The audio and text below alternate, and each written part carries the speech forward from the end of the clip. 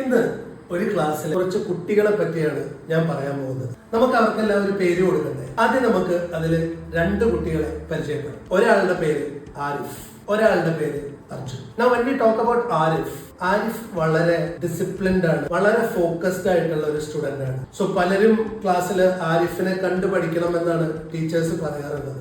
ഒരുപാട് പേര് ആരിഫിനെ കണ്ട് മോട്ടിവേറ്റഡ് ആവാറുണ്ട്. ഇനി മറ്റൊരു സ്റ്റുഡന്റിന്റെ പേരാണ് അർജുൻ. അർജുന്റെ കാര്യം എന്താണെന്ന് വെച്ചാൽ അർജുൻ വളരെ പ്ലേഫുൾ ആണ്, ഡിസ്ട്രാക്റ്റഡ് ആണ്.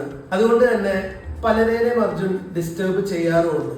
അവരുടെ ഫോക്കസ് അത് കാരണം പോവാറുണ്ട്. നമുക്ക് പറയാവുന്ന ഒരു കാര്യം എന്താണെന്ന് വെച്ചാൽ ഈ രണ്ട് കുട്ടികളും ബാക്കി കുട്ടികളെ വല്ലാതെ ഇൻഫ്ലുവൻസ് ചെയ്യുന്നുണ്ട്. One day A new student join the class. അവന്റെ പേര് ജോസഫ് എന്നായിരുന്നു. ഇനി ജോസഫിനെ പറ്റി പറഞ്ഞാൽ ജോസഫ് ഭയങ്കര മോട്ടിവേറ്റഡ് ആണ്. കമ്പൈൻ സ്റ്റഡിക്കൊക്കെ വേണ്ടി കുട്ടികളെ പ്രോത്സാഹിപ്പിക്കുന്ന ഒരാളാണ്. അതുകൊണ്ട് തന്നെ ജോസഫ് വന്നപ്പോൾ പിള്ളേരിൽ ഭയങ്കര ചേഞ്ച് വന്നു. പണ്ട് ഡിസ്ട്രാക്റ്റഡ് ആയിട്ടുള്ള പലരും ഇപ്പൊ ശ്രദ്ധിച്ച് പഠിക്കാൻ തുടങ്ങി.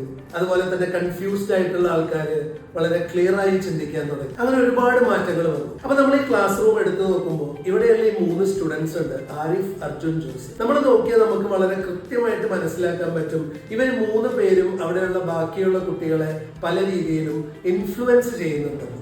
അപ്പൊ ഇവിടെ പ്രധാനമായിട്ടും 3 ഫാക്ടേഴ്സ് ആണ് നമുക്ക് ശ്രദ്ധിക്കാൻ പറ്റുന്നത്. 1 ആരിഫിന്റെ ഡിസിപ്ലിൻ, 2 അർജുന്റെ ഡിസ്ട്രാക്ഷൻ, 3 ജോസഫിന്റെ മോട്ടിവേഷൻ. ഈ പറയുന്ന 3 ഫാക്ടേഴ്സും ആ ക്ലാസ്സിലെ എല്ലാ കുട്ടികളെയും ബാധിക്കുന്നുമുണ്ട്. അപ്പൊ നമുക്ക് പറയാം ഈ 3 ഫാക്ടേഴ്സിന്റെ കമ്പൈൻഡ് ഇഫക്റ്റ് ആണ് അവിടെ വരുന്ന ബാക്കി കുട്ടികളെ ബാധിക്കുന്നതെന്ന്.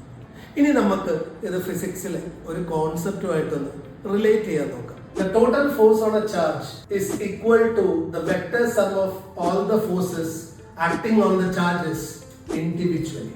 ഈ ഒരു കോൺസെപ്റ്റിന് ഫിസിക്സിൽ പറയുന്ന പേരാണ് പ്രിൻസിപ്പിൾ ഓഫ് സൂപ്പർപൊസിഷൻ.